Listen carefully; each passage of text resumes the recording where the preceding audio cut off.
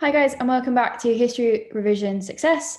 And we are looking at the A-level history topic on Weimar and Nazi Germany. And I am going back into my question of, was there a terror state in Nazi Germany? Now, previously we've assessed the role of the police, the role of propaganda, the role of the law as methods through which Hitler created a terror state. Now, in this video and the next video on resistance, we're going to evaluate how far people fell into line. So we're going to really look at how much opposition there was at this early stage towards the state. Now, it's important to acknowledge there was a strong base of support for the regime, and it's mostly due to propaganda and through Gleichschaltung forcing into line. The Nazi SS and police system was therefore presented as a body to protect the majority within the group from this corrupting influence of the minority. And that's kind of the narrative that Hitler and the Nazis try to establish. You're either in or you're out. And if you're out, you're going to be targeted because you're a threat to everybody else. And if you're in, we need to keep the community safe from those outsiders. Now, in this video, I'm going to go through the different types of resistance that existed.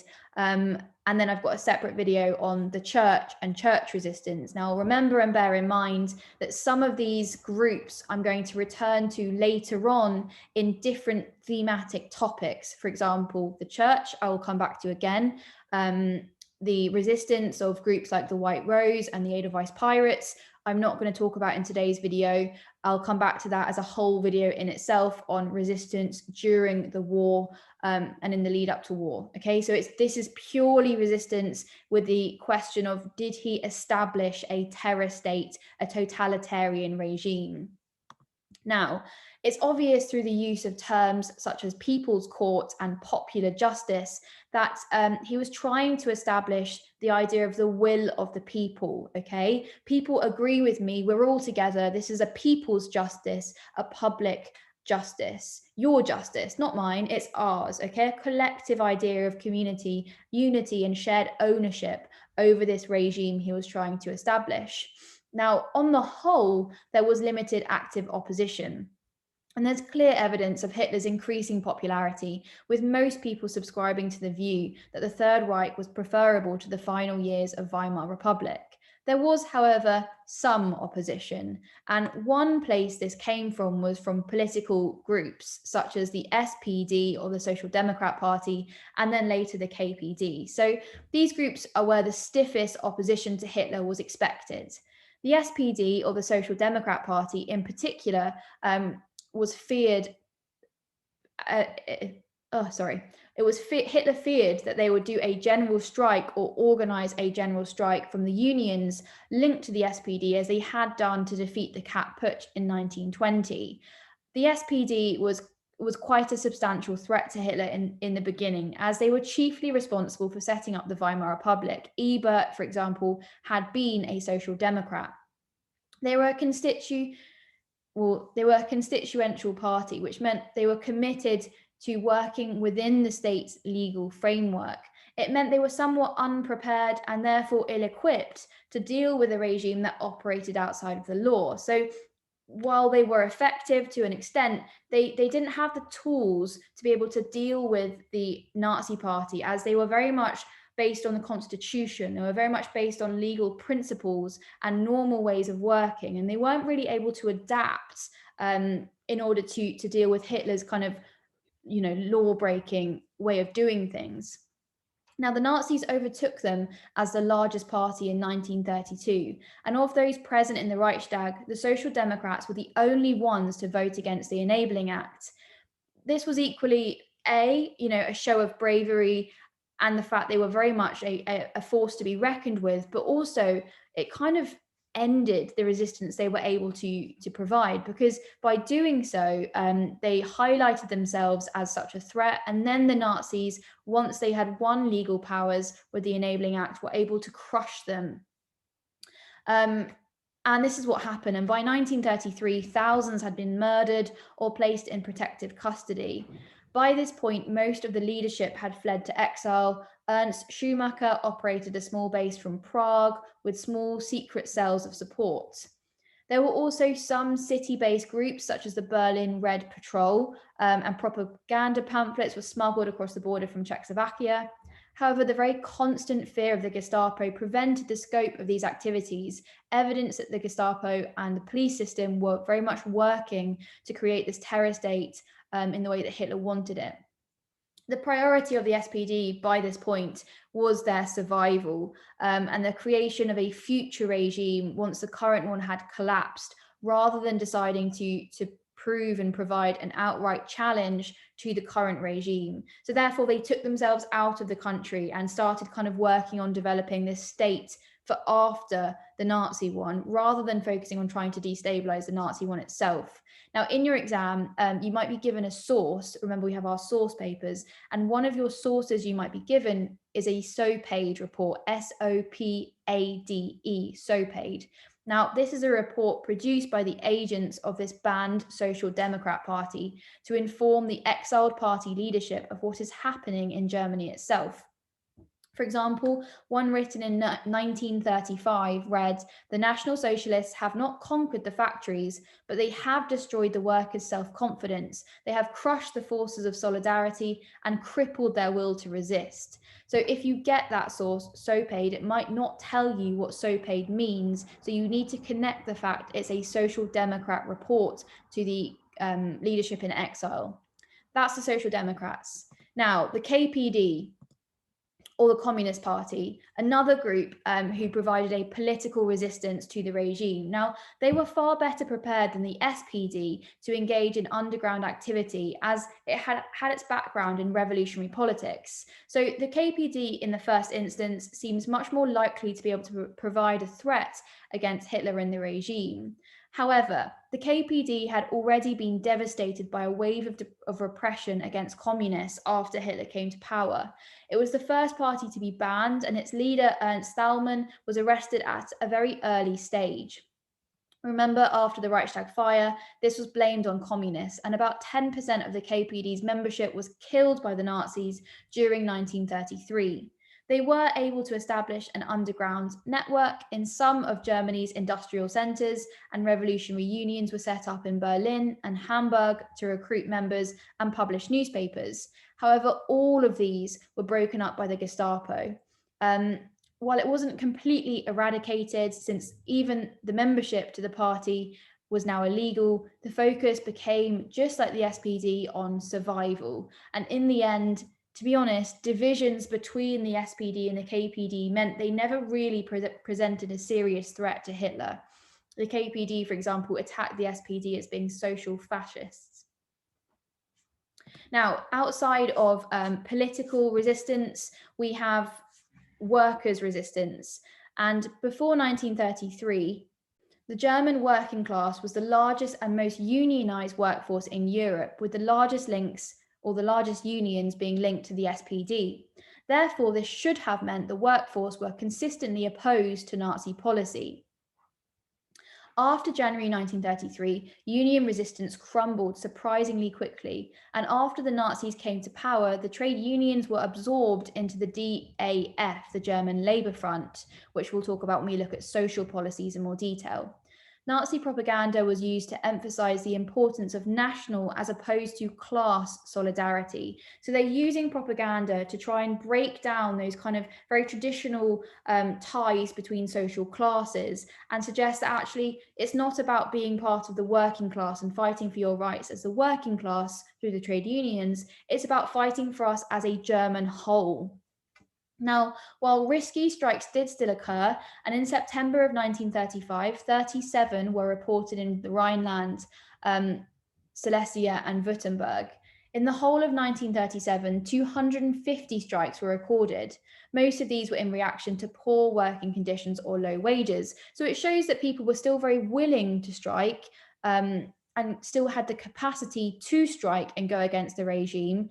However, they're not very effective. There's also increased strike activity in 1935 to 36 at a time when there's widespread discontent over food. Of the 25,000 workers who participated in strikes in 1935, 4,000 spent short periods in prison. And after a 17-minute strike at the Opel factory in 1936, 7 ringleaders were arrested and imprisoned by the Gestapo.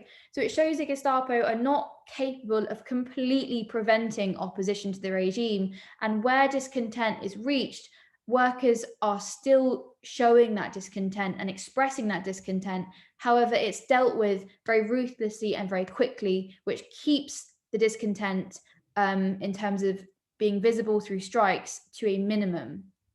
Only where, you know, people are really desperate were they doing this. Now, workers could also express their discontent in less overt ways, which could still remain very effective. For example, absenteeism, so just not turning up to work.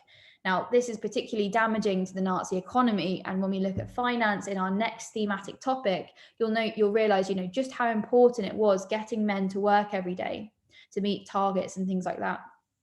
Now, this was often a reaction to the pressure of working for longer hours.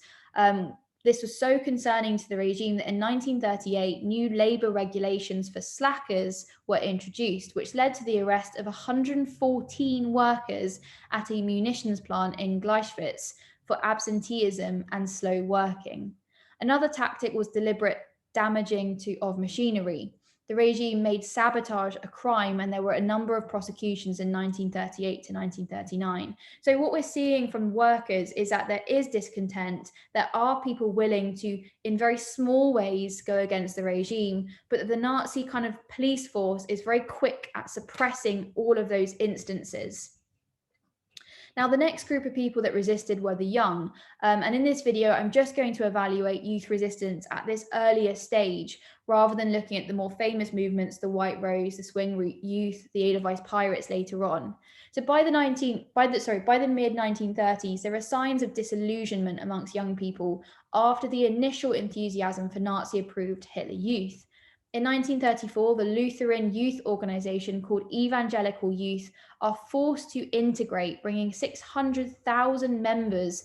And in 1936, membership was made compulsory of the Hitler Youth. At this point, people start to become less enthusiastic about it. If you're forced to join, you know, there's less want to actually be there from the people involved. So the movements became increasingly regimented. So the Hitler Youth and the League of German Girls became increasingly regimented, and over 5 million people were now a part of either the male or the female version of these youth groups. Both groups made great demands on teenagers' free time and involved endless military drills. So this all meant that by the late 1930s, an increasing number stopped attending the weekly parades. Some even formed gangs to show their independence, such as the Muten gangs. However, even those that dropped out often rejoined when they realized they could not get a job or enter university without being a member of the Hitler Youth. Whilst there were rare instances of disaffection and dissatisfaction and some nonconformist behavior, it was never really a serious threat to the state. So just the same as what we've seen previously, by controlling opportunity from pretty much every group in society, Hitler is able to enforce people falling into line. By threatening careers, just like with the judges and the lawyers, he ensures the youth are a member of his groups and don't disrupt or threaten his state. Now, the final group I'm going to look at in this video is the elites. So by the elites, I kind of mean those high up in the army or those high up in the party. So many of the old German elite had misgivings about Hitler and the Nazi Party. Many saw him as a threat to the old Germany, and a military coup could be one of the only ways to remove him. Therefore, they are a very serious threat. However, they are unable to ever present this threat in reality. Firstly, conservative elites broadly shared Hitler's aims for Germany, even if they sometimes disapproved of his methods. They also shared a strong tradition of serving the state. Therefore, those who opposed Hitler from the army or the civil service were actually very small. There is a point of tension in autumn 1938, and there had been a growing unease about Hitler's foreign policy. While there was agreement over long-term aims of rebuilding Germany, many felt that Germany was unprepared to enter war at this point. At a meeting with Nazi leaders and army commanders in 1937, Hitler expressed his wish to unite with Austria and invade Czechoslovakia.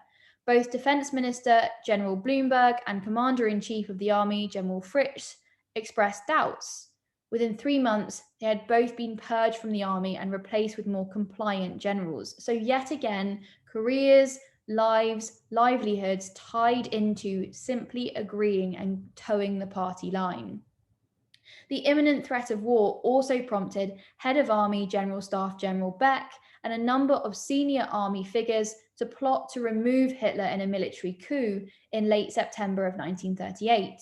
However, Britain and France would not risk war, and the plot failed when Germany's takeover of Czechoslovakia happened without bloodshed. So they had hoped that Britain and France would go to war with Germany over the invasion of Czechoslovakia, and they would therefore, from the inside, state loyalty to Britain and France to get rid of Hitler. But Britain and France essentially let them down by not declaring war and by following that policy of appeasement through the takeover of Czechoslovakia.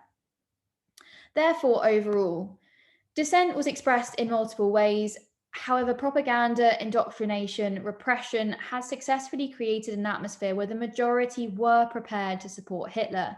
There was no real basis for organised and sustained resistance in Nazi Germany, and resistance was therefore fragmented.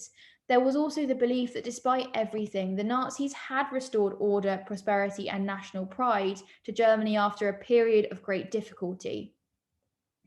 So that's resistance. And, I think this brings us to a conclusion that really the terror state is quite effective. If you go back and watch my first video on the approach to the terror state, I've concluded it for you there. I think while it's polycratic, while it's feudal, while it's chaotic, the terror state is actually very effective. And that Hitler uses propaganda in the first instance to win over support with these original ideas that people share. And then he uses his police system to crush and to force into line anyone who's willing to disagree with him at that later stage. Now, I guess the one group who pose quite a considerable threat and who actually do succeed in forcing him to change some of his policies, or at least one in particular, was the church. And I'm going to do the church resistance in a separate video following this one, so make sure you go and watch that.